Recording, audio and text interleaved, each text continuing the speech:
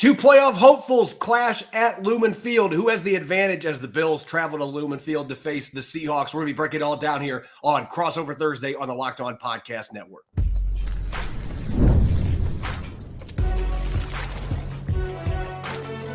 You are Locked On NFL Crossover, part of the Locked On Podcast Network. Your team every day. Greetings, 12s and Bills fans. We've got a special Crossover Thursday edition coming your way. Locked On Seahawks, Locked On Bills. I'm Corbin Smith, host of the Locked On Seahawks podcast. Glad to be teaming up with Joe Marino, host of the Locked On Bills podcast. Got a massive game coming up on Sunday at Lumen Field. Two playoff hopefuls. The Seahawks finally snapping that losing streak with a dominant win over the Falcons, and the Bills taking care of business against the Titans. This episode is brought your way by our friends over at Prize Picks. Download the app and use the code LOCKEDONNFL to win $50 instantly when you play $5. It feels like, Joe, there has been a wide receiver traded every single day the last 2 weeks, and the Buffalo Bills were one of the teams that made one of those deals, bringing in Amari Cooper from the Cleveland Browns. And the early returns already look quite promising for Josh Allen's new number one target. Yeah, it's definitely given this passing game some life. And I think the Bills' passing offense has been kind of streaky. They started off really good and then kind of fell into a slump against the Texans and Ravens and against the Jets. And then, of course, most recently against the Titans, the passing game really came alive. And I think you look at Amari Cooper as a big catalyst as to the reason why. Obviously, everyone knows the Bills traded away Stephon Diggs and leaned into a bunch of new faces around Josh Allen at wide receiver. And the only receiver on the team that caught a pass from him prior to this year was Khalil Shakir, a young player out of Boise State. And so he's a good slot player, but Amari Cooper changes the complexion of this passing offense where you have a guy that can go get you buckets, right? A true route technician that has been extremely productive throughout his 10 years in the NFL. And so that is a big deal for Buffalo as they try to find consistency and rhythm and efficiency with their overall passing operation. And then when you go from, Mac Hollins playing a high percentage of your snaps at wide receiver to Amari Cooper, the upgrade is a big deal. And so I think the Bills have kind of found their top four in the passing game in Cooper, in Khalil Shakir, and a rookie in Keon Coleman, their top pick in the draft, and then their first round pick from last year, Dalton Kincaid. So it feels like it's coming together, but obviously Seattle is a team that I think is loaded with defensive talent and a very good defensive mind running the whole thing in Mike McDonald. And so it's going to be a good matchup to see kind of where this Bills passing offense is at on the road. I'll dive into this later, but it almost sounds like these two teams, albeit different parts of their offense, Buffalo's been trying to find the consistency in the passing game. Seattle, I don't even want to say find consistency in the run game. Sometimes it's just been find the run game, like do it at all. There have been games where they just haven't done that. But both these teams, it still feels like there's a feeling out process that they are going through on the offensive side of the football. Now, defensively, Buffalo's had a number of games where they played really well. There's also been several games where they have given up a lot of points. And you and I were talking about this before the show specifically. There's one position group that looks like it could be pretty darn banged up heading into this game. And you're already missing Matt Milano, but the linebacker group, how does that impact what the Bills do if they're missing one or both of their stars at that position when they come out to Seattle this weekend?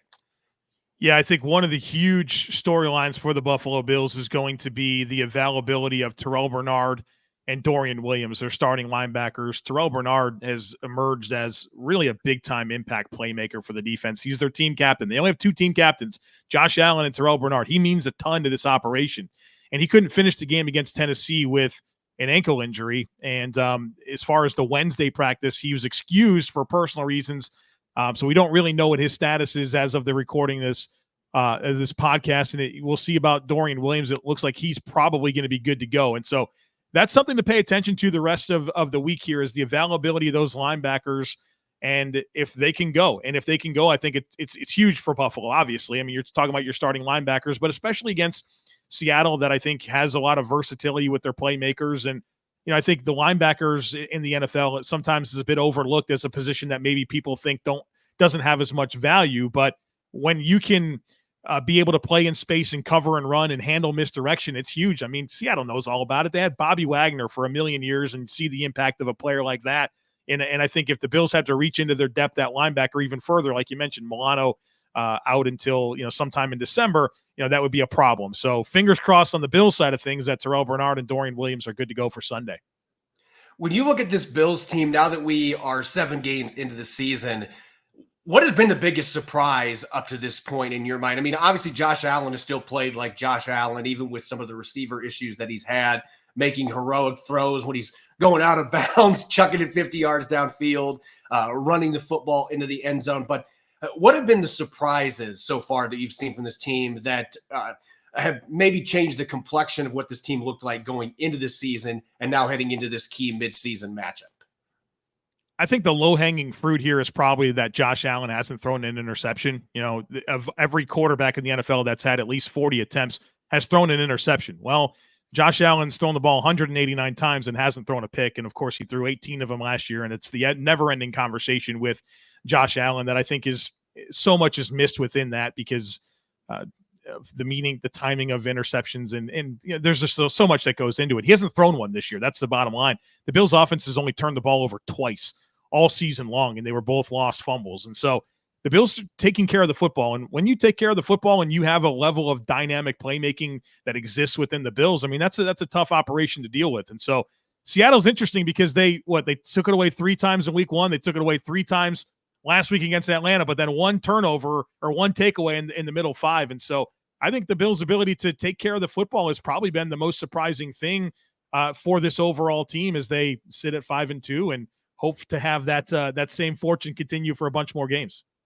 And for the Seahawks, that's been the biggest surprise for them. And it's on a negative side is that they've had so many games. Mike Macdonald is such an artist when it comes to generating pressure, creating confusing looks, and opening up opportunities for turnovers. And they just have not been there until the fourth quarter on Sunday in Atlanta. And suddenly they started coming in bunches, got 3 of them in a blink of an eye. So who knows if that means that that's a precursor for them to create turnovers in bunches the next couple games, and there's going to be some contagious effect there, or if it was just a one-off as it was in week 1 against the Denver Broncos. But the Bills are going to bring a lot of weapons. They're going to bring a really good, well-coached football team to Lumen Field, which is not the house of horrors that it used to be. The Seahawks have already lost 2 games there this year. They just haven't been able to maintain that home field advantage that they did during the Legion of Boom era. And we'll get to those Seahawks coming up next, but certainly the Buffalo Bills, 8 teams, and now the addition of Amari Cooper, maybe one more trade in the bag before the deadline to try to bolster that team. They are very much one of the contenders to try to dethrone the Kansas City Chiefs in the AFC, and this will be a big game for them to stay on pace with the undefeated Chiefs. We'll get to the Seahawks coming up next, some key storylines heading into this key Week 8 matchup that's coming up next year on Crossover Thursday on the Locked On Podcast Network.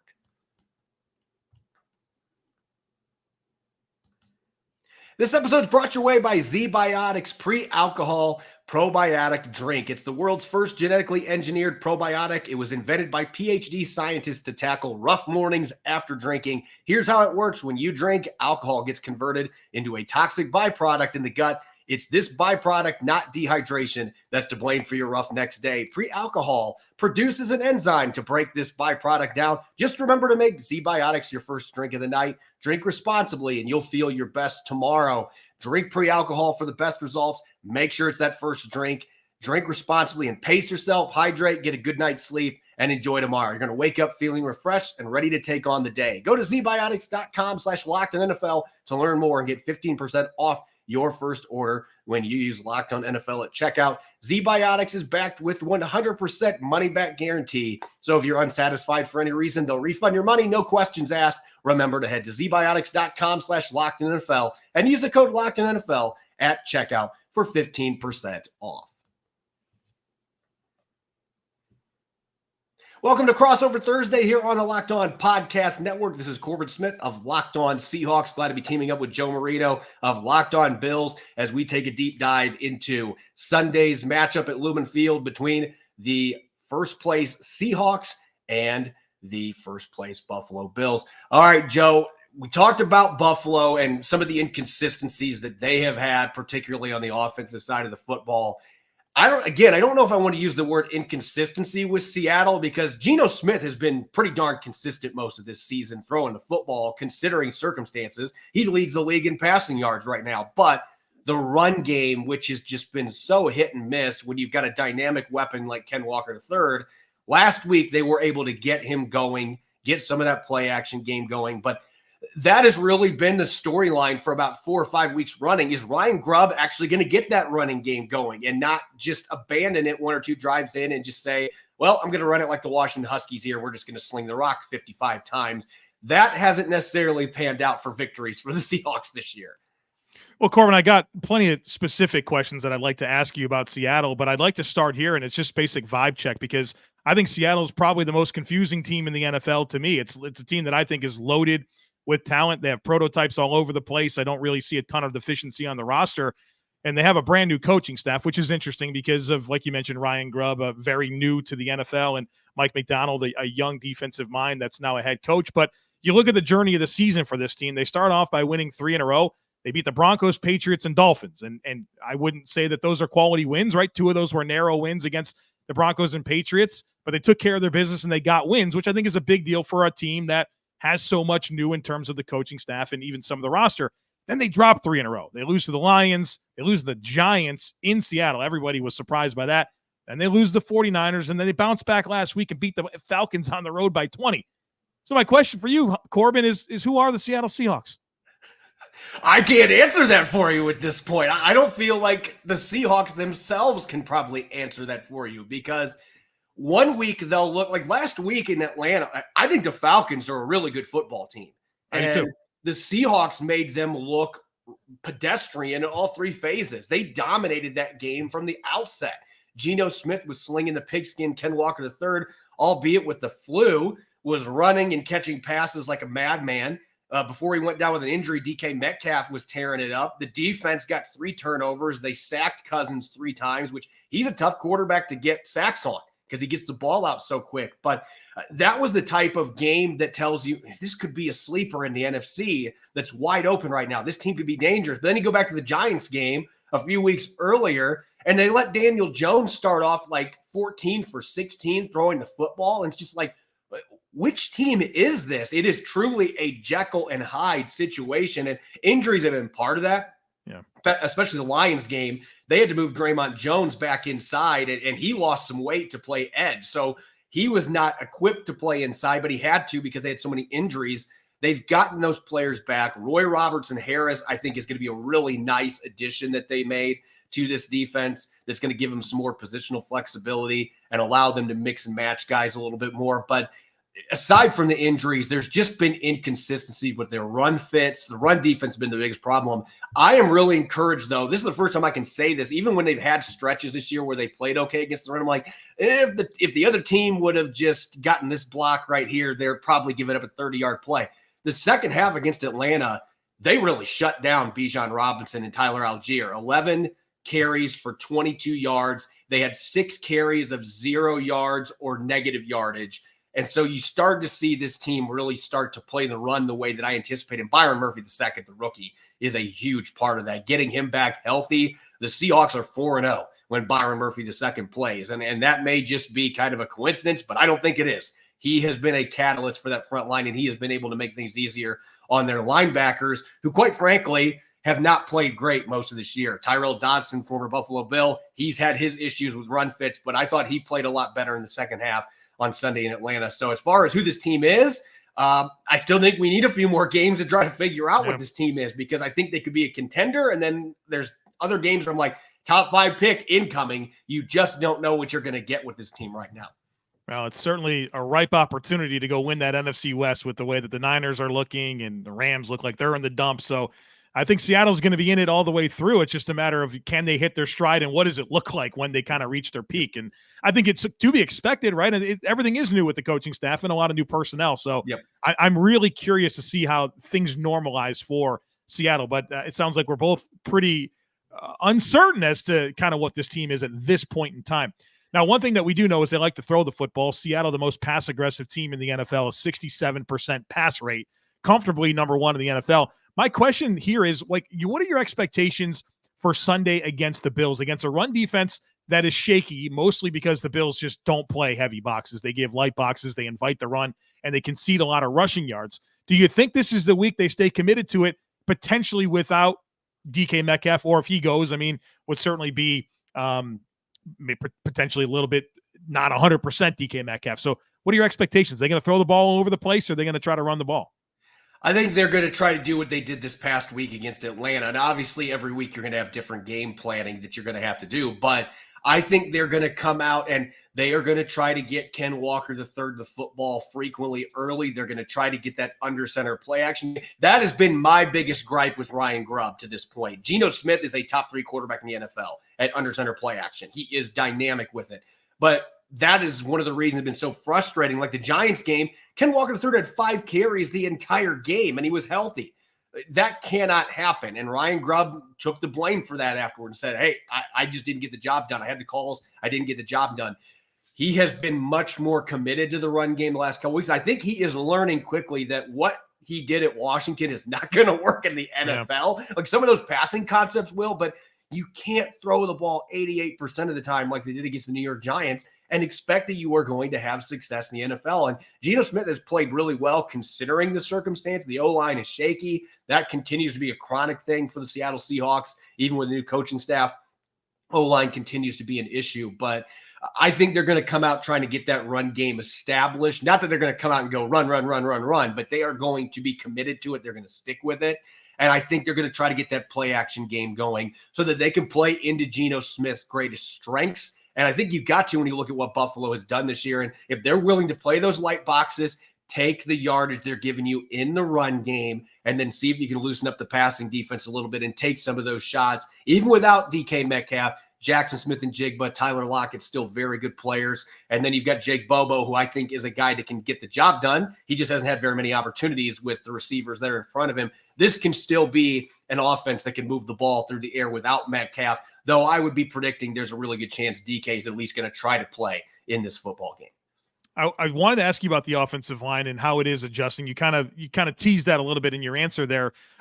Charles Cross certainly coming into his own at left tackle, but some new pieces in the middle there. Veteran in Laken Tomlinson, a veteran in Connor Williams coming off of an ACL tear. But I think the right side's where it really gets interesting, where, of course, Stone Forsythe has kind of had to be the guy at right tackle. And I think that's an interesting matchup with him against Greg Rousseau, who's really had a great season to this point in time. It feels like an advantage for the Bills, but collectively, I know what Jason Peters is back on the practice squad. Some shakiness to this offensive line. Like, where is it good, and where do you have some concerns? I think Charles Cross has been solid. I would not back the PFF grades completely because I do think he's still had issues with power rushers this year. And we saw this in the Atlanta game. There was 3 straight plays on one of their drives where he got knocked back right into Geno Smith. But I think that he has made improvements as a run blocker. He's been more consistent in the pass blocking game. And I feel like Connor Williams is starting to find his stride now. I mean, the dude tore his ACL last December. Right. The fact that he was playing in week 1 was incredible, but he's starting to play like Connor Williams now. Laken Tomlinson's been decent in the run game. Pass protection, he's been a little better as of late. Not a strength in his game, but that side of the ball, that side of the line, it feels like he's solid. Right guard, Anthony Bradford's got 7 penalties. He's given it 4 sacks. It has been a disappointing second season, and a lot of fans are wondering why Christian Haynes is not playing at this point, more than a handful of snaps. I am in that committee too. I don't know why Haynes isn't playing. But the cool storyline for this team at right tackle, Stone Forsythe injured his hand, so they were down to their 4th stringer last week. Mike Jarrell, the 6th-round pick out of Findlay University, and he gave him a sack on Sunday, but he also had a phenomenal run block that opened up Ken Walker for a 20-yard run. He had a couple other really nice run blocks, had a pancake, held up pretty well in pass protection. He's a 95th percentile athlete at the tackle position. I expect that Mike Jarrell is going to be the one that is starting this week, unless George Fant returns from injured reserve, which they're saying there's a chance he might. But I would hedge bets that right now it's Mike Jarrell that is starting this game. He's going to be tested by Rousseau and his power. The Bills have a couple Epineza as well, can get after guys with power. This is going to be a different matchup than when he faced Matt Judon last week and Arnold Ebiketie, guys that are more predicated on athleticism, speed. He's going to have to show that he can handle that brute force. But this guy looks the part right now at the tackle position. So I'm curious to see what start number 2 looks like against a better opponent. Last one I had for you, Corbin, is just about the defense, and kind of curious to get your takes on how it's coming together. I think it's an immensely talented group, especially with some of their D-line talent and their secondary talent. I mean, prototypes, athletic dudes, freaks all over the place. And so you got that plus Mike Macdonald, a highly regarded defensive mind. What's going well? And I know you mentioned there's been some issues with the run defense, but just overall, what's your takes on the Seattle defense? As far as what's going well, I love what they're doing with their pass rush. And Boye Mafe and Derek Hall, Mike Macdonald said this on Monday that he thinks they both can be all-pro caliber players, and I do not disagree with that. I think Derek Hall actually has the most superstar potential in this entire roster. The guy this year has just come out in year 2, and he has been fantastic. Had a fumble return for a touchdown the other day. He has been dynamic, and Leonard Williams looked really good when they moved him outside and inside. He's lived up to the contract that they've paid him. And this has all been without Uchenna Nwosu most of the season. If they can get Nwosu back by the end of the year, this edge rushing group is going to be an absolute monster. So that would be where I would go at as far as strengths for this defense. As far as the weaknesses, it's all about the run game. And it's been different issues. Run fit's not on point, missed tackles, all kinds of issues with injuries along the defensive line. All those different things have kind of contributed to that, where they gave up 170-plus rushing yards in a 3-game losing streak. Last week, though, like I said, 22 rushing yards and 11 carries for the 2 running backs for the Falcons in the second half. It felt like that could be a turning point. Now, we'll see if it carries over to this game against Buffalo, and I would anticipate Buffalo is going to try to test that if they are game planning. Let's see if we can get this run game going and have a balanced offense, take advantage of a run defense that most this year has been pretty porous. All right, we're going to switch gears here now, moving away from storylines. We've got Seahawks, we've got Bills. We're going to be looking at keys to victory, and then we're also going to be doing our against the spread predictions. That's coming up next here on Crossover Thursday. Hey, NFL fans, you can start the season with a big return on FanDuel, America's #1 sportsbook. So when you get a hunch in the middle of the game, you can check out the latest stats, view live play-by-play from across the league, and so much more on the same page where you place your bets. You'll get started with $200 in bonus bets guaranteed when you place your first $5 bet. Bet on everything from Ken Walker III scoring a rushing touchdown against the Bills, or Amari Cooper to be the first player in Sunday's game. Just throw in a $5 bet, and you'll get $200 in bonus bets. Just visit FanDuel.com to download America's #1 sportsbook. Welcome back to Crossover Thursday here on the Locked On Podcast Network. I'm Corbin Smith, host of the Locked On Seahawks podcast. Glad to be teaming up with Joe Marino, host of Locked On Bills, as we gear up for Sunday's game between 2 playoff hopefuls at Lumen Field. Joe, let's get to our keys to victory. The most important thing that both teams must accomplish to win on Sunday. We'll start with the Buffalo Bills, who have been playing pretty darn good football. They now have their season at 5 victories. Where do you see this team needing to succeed? What are the keys to victory to go into Seattle and give the Seahawks a 3rd straight loss at Lumen Field? Yeah, that'd be crazy, right? I have 3 things written down that I think are most important for the Bills on Sunday afternoon. Number 1 for me is that the Bills need to help their run defense. The best part of the Bills defense is probably their cornerbacks. Rasul Douglas, Taron Johnson's an all-pro slot corner, and then Christian Benford is an emerging star at the position, and they're outstanding. And the Bills structurally play defense a little bit differently than everyone else, where they will give you light boxes over and over and over again. And every once in a while, the Bills have these games where teams just run the ball all over them, and it's a problem. And again, they put a lot of stress on their front to be able to fit the run with only 6 and maybe sometimes 7, but never 8, right? You're never going to get a heavy box look for this Bills defense. And so since they're never willing to be +1 in the box, they can get creased from time to time. Well, who's good at taking advantage of creases? Ken Walker, right? So there's a lot of concern that I have in this game about the Bills' ability to contain a big play back like Ken Walker. And so if there ever was a week to roll down a safety or help your run defense with some run blitzes or some gap exchanges or some stunts, you got to be able to do that, because Ken Walker will run all over you if you don't. Number 2, I think the protection schemes offensively are going to be critical. This is a Seahawks defense that doesn't blitz much, but they get a ton of pressure. And the reason they do is because Mike Macdonald is the master of the simulated pressure, right? The illusion of pressure, and then being able to rush 4, but not necessarily the 4 that you expect. It's a very, very good trendy way to play defense in the NFL, and Mike Macdonald is very much a catalyst for this. And I think one of the areas where the Bills offense has had some issues is with pass protection, and not pass protection through the lens of offensive linemen getting beat one-on-one, right? That doesn't happen that often for the Bills. Their protection schemes get them in trouble, where sometimes they don't know when to keep extra bodies in. They'll give you a 5-man protection and just tell Josh Allen to kind of figure it out with the free runners. They can be confused, and there's some communication breakdowns from time to time. And I think Mike Macdonald's a type of defensive mind that can stress your communication with your protection scheme. And so the Bills need to be ready to handle that, especially on the road in a very loud environment in Seattle, which gets me to number 3, is to be ready for a hostile environment. I know that maybe the Seahawks haven't had the same success at home that they typically enjoy, but it's still a tough place to go play football. It's loud, and not that the Bills offense in particular isn't equipped to playing in loud environments. They play in Kansas City all the time, and it's not uncommon, but they went into Baltimore, and I thought that hostile environment didn't really lend itself well for the Bills to be sound offensively. And for as experienced as Josh Allen is in these big games and loud environments, like we mentioned, there's a lot of new around Josh Allen with the receiver core. And so I think that you better be ready for, I'm sure they're pumping the speakers in practice, and they got all their silent counts all figured out, but you can have great intentions, but when it comes down to it, being able to perform to your capacity in a situation like that is going to be stressed in Seattle. So for me, it's, you got to help your run defense somehow. You got to have your protection schemes shored up against a creative front. And then, of course, you got a tough assignment here in the Pacific Northwest in a loud environment like Lumen Field.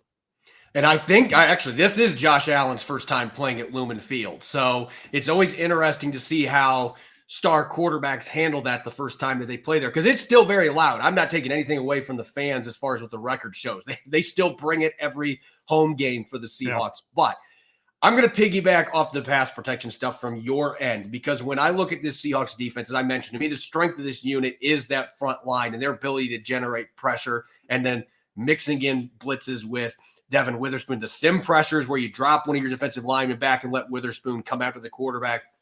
They've got a lot of different moving parts they can use. Both their linebackers are capable of creating pressure on the quarterback as well.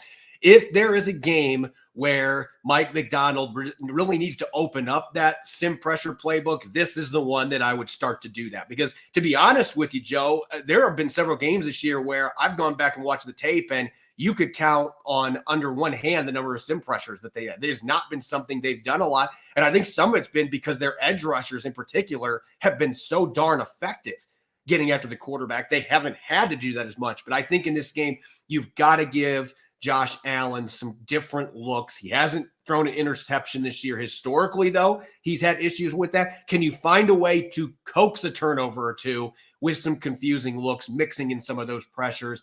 And then when you do get pressure on him, you cannot let him get outside of the pocket consistently. He's going to do it occasionally, but this is a game where Boye Mafe, Derek Hall, Draymond Jones, you've got to be guarded with your pass rush and make sure that you're not giving Josh Allen those big lanes to run at the pocket or get outside. You have to limit the extended plays somehow. That is going to be a huge key for them. And on offense, you mentioned Ken Walker III. I'm feeding him early and often, both in the running game and the passing game. I think that he opens up their passing game when they get him involved a little bit as a receiver. But I mostly want to get that run game going because, look, this Seahawks offense is on a different level when they are able to run under center play action because of the receivers they have, even without DK Metcalf. Geno Smith is so proficient in that game, and it feels like last week that Ryan Grubb finally got the hint. I need to do this more. We got to get the run game going, get some of that under center action so that we are able to open up our passing game. I think in this game, it's going to be crucial for them not only to run the ball, but also be able to get it. I'm going to say this right now. I want to see 10 play action plays minimum this game. Let Geno Smith feed off the run game and get some of those opportunities downfield. I think that's where the shot plays could come into play at some point against this Bills defense. If you can run the ball effectively and get some of that play action, I think if they can do that on their home field, they've got a good chance to get the victory here. Speaking of that, let's get to the spread. The Bills are coming into this game, Joe, as a 3-point favorite on the road. They do have the better record. It's understandable. But looking at that spread going into this game, what are your vibes as far as whether or not the Bills can cover that coming into a hostile environment against the Seahawks team that now is feeling a lot better than they did a week ago? I was surprised when I saw that the Bills were 3-point favorites in this game. The Bills obviously have the capacity to beat any team, and I think they should go in with expectations of being able to win. I just feel like there are some matchup challenges that exist with Seattle if they do choose to stay committed to the run game, and then what that does open up for their down the field passing. The Bills are typically very good at eliminating explosives down the field.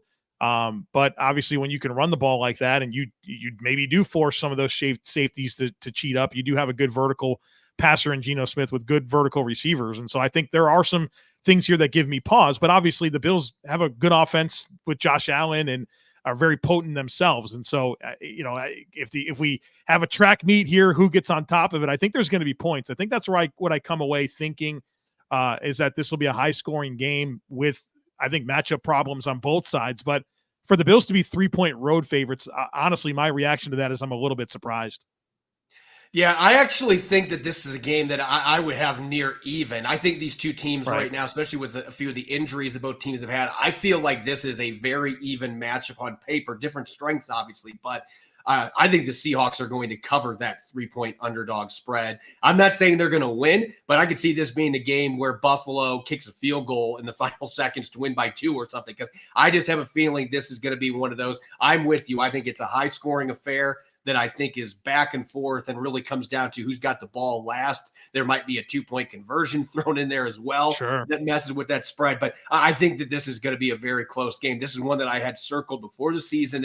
And honestly, adding Amari Cooper to the mix now just puts more intrigue here. The Seahawks are hoping to have Rick Woolen back to be able to defend him along with Devon Witherspoon. So this has a chance to be an absolute barn burner. I can't wait to watch. Yeah, I think you got the right vibe, Corbin. I think this is going to be a tight football game. There's going to be a decisive play or two at the end, and the 12s and Bills Mafia will be white knuckles the entire time. I'm sure of it.